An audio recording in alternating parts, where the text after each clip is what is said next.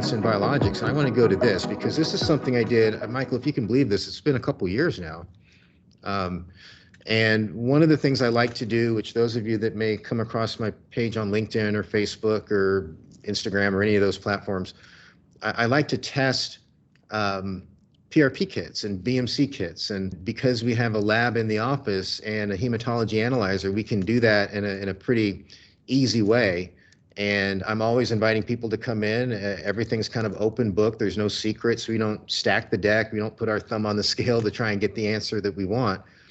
And when Tropocells came in, it was a test tube based system. It was something we hadn't tested in my practice yet. Others had tested test tube based systems internationally. Jerry Magellan's another person who comes to mind who's done extensive testing. But we were able to test this kit, and these are the hematology results from our Horiba Micros analyzer. You can see on the left, this was first of all, let me start at the top. This was a 40 cc blood draw, so that's important. Two 20 cc test tubes with a gel separator.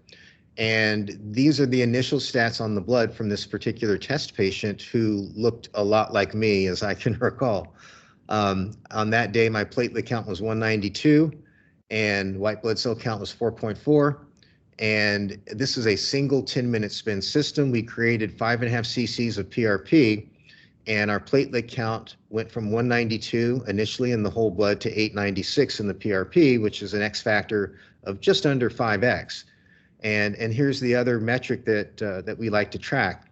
We started out with 8.4 billion platelets, and in those 5.5 cc's of PRP, we had basically 5 billion platelets. So our platelet recovery percentage was about 60%, which even to this day is the best result we've had from any test tube based system.